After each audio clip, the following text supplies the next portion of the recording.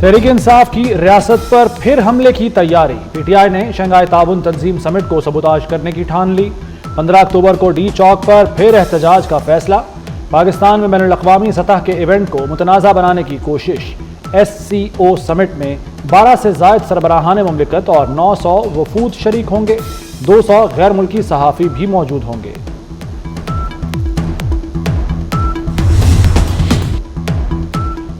وزیراعظم شہباز شریف کا اسلام آباد کا دورہ. شنگھائی تعاون تنظیم اجلاس کے لیے کیے گئے انتظامات کا جائزہ لیا. وزیر داخلہ محسن نقوی، وزیر اطلاعات عطا تارڑ اور دیگر حکام بھی ہمراہ تھے. وزیراعظم کو مہمانوں کے استقبال کے لیے انتظامات سے متعلق بریفنگ دی گئی.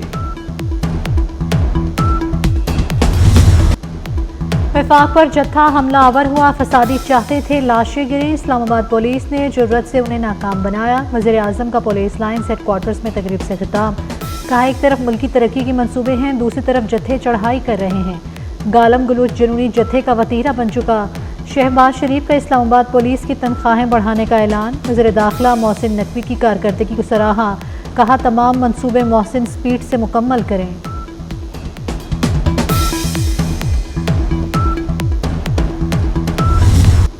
عدالتی اصلاحات کا مشن. پارلیمنٹ ہاؤس میں خصوصی کمیٹی کی بیٹھک. نون لیگ، پیپلز پارٹی اور JUI نے اپنے مسودے شیئر کر دیے. بلاول بھٹو اور مولانا فضل الرحمان کی خصوصی شرکت. شیری رحمان، سینیٹر ایمن ولی خان اور اعجاز الحق بھی آئے. خصوصی کمیٹی کا اجلاس آج پھر ہوگا. اجلاس میں برف پگھلنے کا امکان.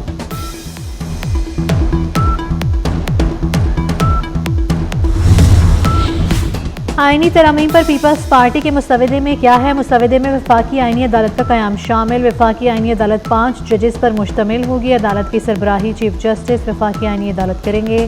ہر صوبے سے باری باری چیف جسٹس آئے گا. چیف جسٹس کی مدت 3 سال ہوگی. پیپلز پارٹی کی صوبوں میں آئینی عدالتوں کے قیام کی بھی تجویز. ججز کے تقرر کے لیے آئینی کمیشن کے قیام پر زور.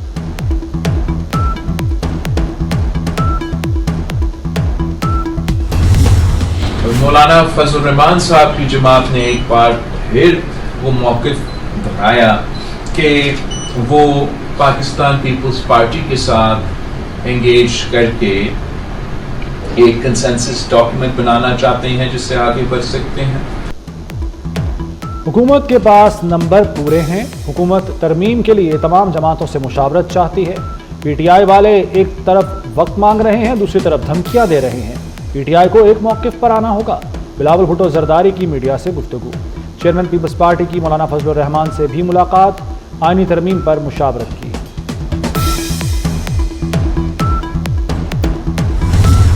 ہماری طرف سے ایک اطمینان دیا گیا ہے کہ ہم ایک بہت ہی مناسب مسودے پہ اتفاق کر سکتے ہیں کہ ہمیں جو حکومت کا تصور ہے ترمیم کا وہ قابل قبول نہیں ہے. ہم کوئی تاخیر کے شوقین نہیں ہیں، لیکن اگر ہم نے 18ویں ترمیم میں 9 مہینے لگائے تھے تو کم از کم اس کے لیے 9 دن تو دیے جائیں نا. 19ویں ترمیم کو ختم کیا جائے اور واپس 18ویں ترمیم کو بحال کیا جائے. ہماری شرائط مانند و مناسب مسودے پر اتفاق ہو سکتا ہے. مولانا فضل الرحمان نے لچک دکھا دی. کہتے ہیں حکومت کا آئینی ترمیم کا تصور ناقابل قبول ہے. 18ویں ترمیم پر 9 ماہ لگے، اس پر 9 دن تو دیں. 19ویں ترمیم ختم کر کے 18ویں ترمیم بحال کی جائے. امید ہے حکومت JUI کی تجویز پر راضی ہو جائے گی.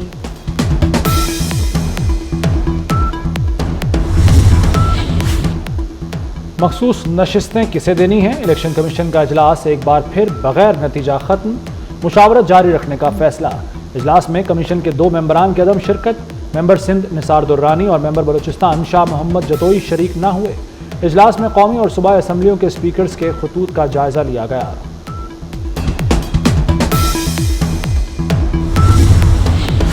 چیف جسٹس پاکستان 25 اکتوبر کو ریٹائر ہوں گے. جسٹس قاضی فائز عیسیٰ کے لیے فل کورٹ ریفرنس ہوگا. رجسٹرار سپریم کورٹ کا صدر سپریم کورٹ بار کو خط. فل کورٹ ریفرنس 25 اکتوبر صبح 10:30 بجے ہوگا.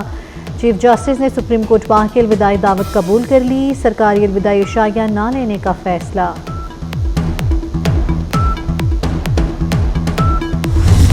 اللہ تعالیٰ کا شکر ہے کہ ان پچھلے 5 ماہ میں 38% کرائم اسلام آباد کا نیچے گیا ہے، اور یہ بھی انہی جوانوں کی اور آفیسرز کی محنت کا نتیجہ ہے. وومن پولیس اسٹیشن ابھی فی الحال ہم نے سیف سٹی کے اندر بنایا ہے اور انشاءاللہ تعالی جلد ہم اس کا علیحدہ پولیس اسٹیشن بھی بنائیں گے.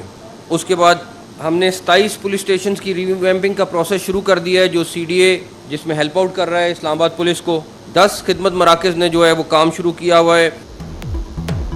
وفاقی وزیر داخلہ محسن نقوی کہتے ہیں اسلام آباد میں کرائم ریٹ نیچے آ گیا. پولیس سڑکوں پر شہریوں کی سیکیورٹی کے لیے موجود ہے. سیف سٹی میں ویمن پولیس اسٹیشن بنا دیا, مزید بھی بنائیں گے. 27 تھانوں کی ریویمپنگ کا عمل جاری ہے. اسلام آباد میں 10 خدمت مراکز فعال ہو چکے ہیں. وزیر اعلیٰ خیبر پختونخوا کا ضلع خیبر میں امن جرگے کے مقام کا دورہ, سیکیورٹی اور دیگر انتظامات کا جائزہ لیا. علی امین گنڈا پور کی جرگے کو درکار تمام سہولتیں فراہم کرنے کی ہدایت. جرگے کے شرکاء کے لیے 5000 کمبل بھی فوری منگوا لیے.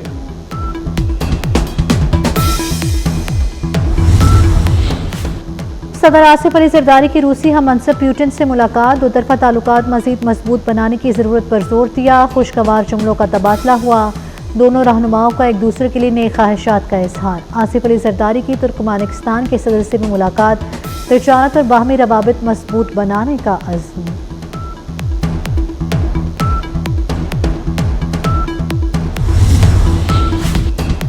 پنجاب میں چیف منسٹر انسولین پروگرام شروع کرنے کا فیصلہ. BHUs کو مریم نواز ہیلتھ کلینک کا درجہ دیا جائے گا.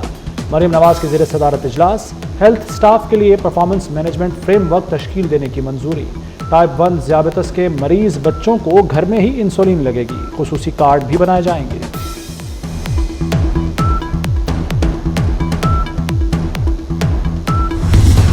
ٹولٹن مارکیٹ لاہور میں بغیر لائسنس کام پر پابندی. کسی بھی ترقیاتی منصوبے میں درخت نہ کاٹے جائیں. لاہور ہائی کورٹ کا اسموک پلان پر سختی سے عمل درآمد کا حکم. جسٹس شاہد کریم نے انسداد اسموک تدارک کیس میں کہا کہ سولر پینل پر منتقل ٹیوب ویلز کی ٹائمنگ پر پالیسی ہونی چاہیے.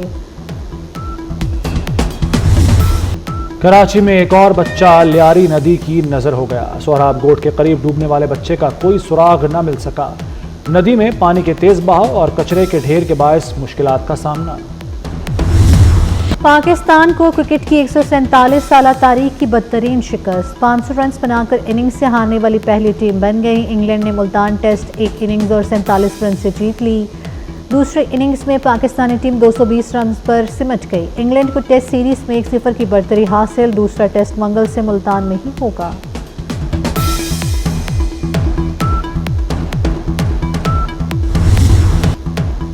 صوفی بزرگ خواجہ غلام فرید رحمۃ اللہ علیہ کا 3 روزہ عرس ختم ہو گیا. ملک بھر سے عقیدت مندوں کی بڑی تعداد نے عرس میں شرکت کی. ملک کی سالمیت اور ترقی کے لیے دعائیں مانگی گئیں. سمندری طوفان ملٹن نے امریکی ریاست فلوریڈا میں تباہی مچا دی. مختلف حادثات میں ہلاک افراد کی تعداد 16 ہو گئی. 30 لاکھ صارفین کو بجلی کی فراہمی معطل. گاڑیاں اور گھروں کی چھتیں اڑ گئیں. درخت جڑوں سے اکھڑ گئے. بجلی کے کھمبے تباہ ہو گئے.